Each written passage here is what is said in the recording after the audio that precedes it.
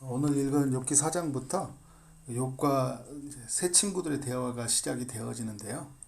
4장은 대만 사람 엘리바스가 욥에게 조언해 주는 그런 내용입니다.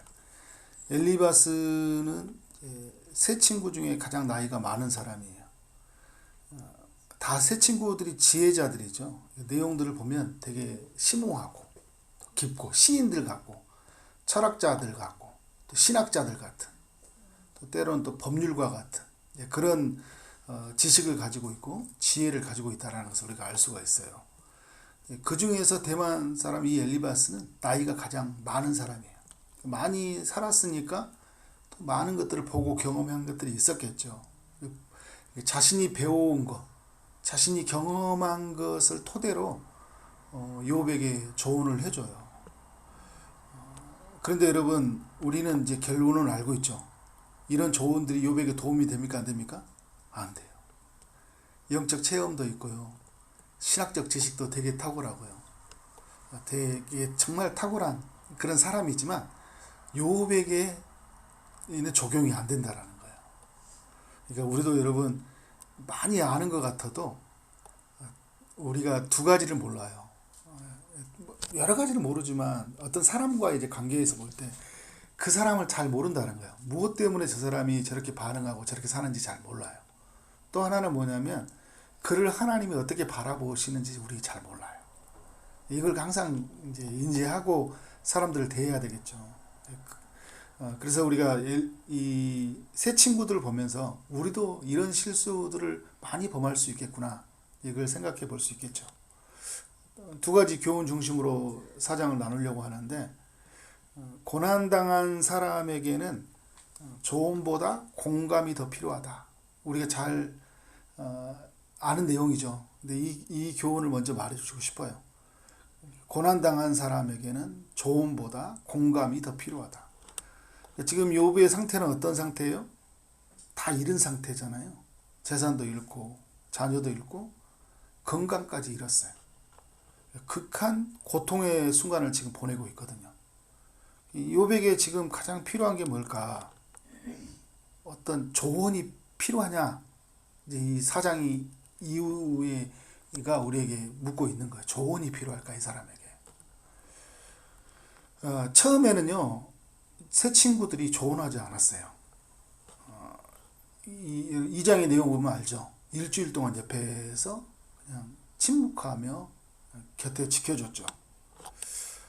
그런데 욥기 3장에서 욥이 자기 신이 태어난 날을 저주하고 차라리 죽었으면 좋았겠다. 죽으면 판이 싫 텐데 왜 나를 살아있게 해서 이 고통을 겪게 하느냐. 이전에 그냥 죽었으면 나는 이런 고통도 안 봤을 것이다 라고 이 자기의 슬픔, 고통을 쏟아내는 욥을 보면서 이대로 내버려두면 안 되겠다. 이 인간 그냥 내버려두면 더 이상한 말 쏟아내겠다. 이런 생각이 들었는지 또 좋은 마음이에요. 이 친구를 빨리 건져내줘야 되겠다. 빨리 건져냈다.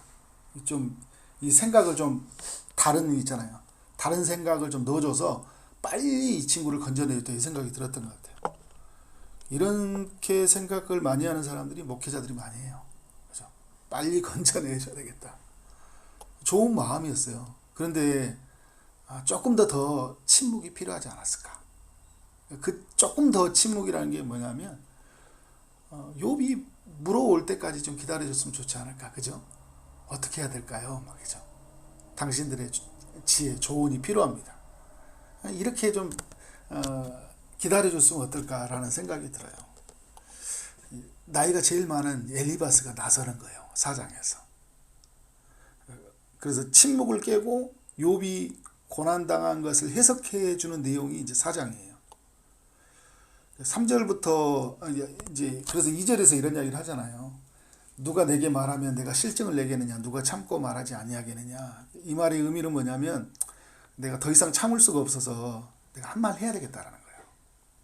그래서 내 옆에 지켜만 봤는데 내가 한마디 해야 되겠다. 우리도 여러분 그런 실수할 때가 있죠. 꼭 한마디 해주고 싶잖아요. 3절부터 이제 6절까지 이제 욥을 책망하듯이 하는 말이 뭐냐면 욥은 이전에 어떤 삶을 살았냐면 다른 사람들 훈계해주고 그리고 이렇게 손이 늘어진 사람들 뭔가 이렇게 움직이지 못하는 사람들에게 뭐 진짜 마음의 강함을 심어주고 넘어진 사람이 있으면 붙들어주고 또 무릎이 약한 자 하면 강하게 해주는 그런 사람이었잖아요. 무슨 말이냐면 그 힘든 사람들에게 위로해주고 그리고 격려해주고 그렇게 살았던 사람이에요. 근데 문제는 뭐냐면 자기가 어떤 문제가 생기니까 아주 굉장히 힘들어한다라는 거야. 남들한테는 그렇게 쉽게 조언해주면서 네 문제 앞에 그렇게 좌절하냐 이 말을 하고 있는 거예요. 다른 사람한테 해주는 말이 너에게 적용돼야 되지 않겠냐. 엘리바스의 말은 지극히 일반적인 상담 말이고 일반적으로 사람들이 조언해준 말이에요. 그래 여러분 지금 이 욥은 너무 고통스러운 순간이잖아요. 그리고 우리가 욥기 1장과 2장을 통해 알 수 있는 건 뭐냐면 인간이 이보다 더 힘들어질 수 있을까? 라는 것들이거든요. 매우 고통스러운 순간에 지금 이런 조언이 필요할까? 그죠? 조언보다는 공감, 그죠? 얼마나 힘들까, 그죠? 얼마나 고통스러울까? 그러면 여러분 이렇게 이런 생각할 수 있잖아요. 아, 놔두고 그냥 집에 가야 되겠다. 그죠? 집에 가버리면 그냥 부인도 막 저주의 말을 막 해버렸죠. 그러니까 얼마나 지금 혼자 동떨어져 있는 상황이거든요. 굉장히 매우 힘든 상황이에요. 친구들도 옆에서 무슨 말도 못하니까 너무 힘들지, 그런 상황이 힘들었겠죠. 그래서 에이, 네 알아서 해 하고 가버릴까. 근데 저는 두 가지 단어가 같이 합성돼야 한다 생각이 들어요. 하나는 침묵, 또 하나 단어는 동행. 그죠? 옆에서 무슨 말을 해주기보다 욥이 말해주도록 기도해주고 침묵으로 서로 기도해주는 것들이 굉장히 중요하겠다. 그리고 우리도 여러분 이럴 때 있지만 들리도록 기도해주는 걸 수 있어요. 기도가 조언이 될 수도 있어요. 기도해 줄게 했는데 조언을 해준단 말이에요. 빨리 일어서도록 하고 이 문제를 그렇게 했잖아요. 그죠? 침묵으로 기도해주고 그리고 또 하나 단어는 뭘까요? 동행. 옆에 있어주는 거죠. 옆에 있어주는 거예요. 같이 울어주는 거예요. 같이 함께 해주는 거예요. 답을 내려주려고 하지 말고 계속 침묵하고 그가 답을 찾아가도록 그리고 답을 주시는 하나님이 일하시도록. 여러분 우리가 말하지 않아도 하나님 말하시잖아요. 그죠? 근데 우리는 이런 생각이 있어요. 하나님은 나를 통해 말씀하실 것이다. 우리가 크게 생각해야 될 게 뭐냐면 하나님은 나를 통해 일하시는 건 맞아요. 근데 나를 통해 말씀하실 것이다 라는 것은 또 큰 앞서가 버릴 수 있는 거죠. 나를 통해 일하실 수 있잖아요. 일하시잖아요. 근데 이게 내가 꼭 말을 해줘야지 하나님이 메시지가 전해지는 건 아니잖아요. 침묵해도 메시지는 얼마 정도 흘러가고요. 그리고 욥이라는 사람은 스스로 어떻게 할까요? 답을 찾을 수 있어요. 그것을 일하시도록 이렇게. 그러니까 나중에 보면 여러분 하나님이 욥에게 직접 말씀하잖아요. 이후에. 그죠? 긴 침묵을 깨고 38장 이후에 하나님이 말씀하잖아요. 저도 욥기를 보면서 다시 한번 생각이 많이 드는 것 같아요. 목회자가 가장 범하는 실수이기도 하거든요. 빨리 답을 내려주려고 하는 것들. 고난당한 사람들이 신음소리를 낼 때 그 신음의 깊이를 다 헤아릴 수 없어요. 그 사람이 되지 않고서는. 그죠? 그러니까 우리에게 좀 그런 어떤 면들이 필요하다. 조언보다는 공감, 동행과 침묵. 침묵하며 동행해 주는 거. 두 번째 교훈은 뭐냐면 우리가 가진 생각과 판단이 언제든지 틀릴 수 있다라는 걸 기억해야 돼요. 엘리바스도 그렇고 새 친구들도 다 현명하고 똑똑하고 지혜로운 사람들이에요. 그런데 그들도 틀릴 수 있다라는 걸 꼭 기억해야 되겠죠. 7절 이하에서 엘리바스가 자신이 가지고 있는 어떤 지식, 신학적 지식을 이야기해주고 있어요. 욥의 고난을 해석을 해주고 있죠. 생각하여 보라. 죄 없이 망한 자가 누구인가? 정직한 자의 끊어짐이 어디 있는가? 그러니까 7절에서 이제 그가 가지고 있는 엘리바스의 신학이에요. 가지고 있는 성경관이에요. 무슨 말입니까, 여러분? 죄 없이 망한 자는 없다. 이렇게 딱 정정하잖아요. 그죠? 죄 없이 망한 자. 욥은 왜 망한 거예요? 죄 때문이다. 이렇게 얘기하는 거예요. 근데 우리는 1장에서 하나님이 시험하기 위해서, 그죠? 하나님이 경외하는지를 시험하기 위해서 주신 그런 고난이란 걸 우리가 알고 있잖아요.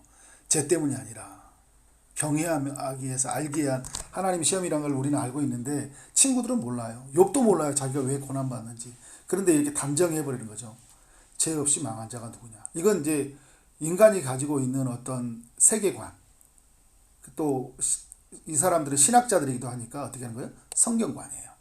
죄 없이 망한 자가 없다라는 거예요. 정직한 자가 끊어질 수 없다라는 거예요. 너는 네 안에서의 정직하지 못함이 있고 죄가 있다라는 걸 말하는 거죠. 그리고 내가 바본데 악을 밭갈고 독을 뿌리는 자는 그대로 거두리라. 뿌리는 대로 그대로 거둔다라는 거예요. 그죠? 인간보. 그러니까 어떤 결과에는 그런 원인이 있다라는 거죠. 그죠? 뿌리는 대로 거둔다. 이게 이제 인간들이 가지고 있는 보편적 생각이에요.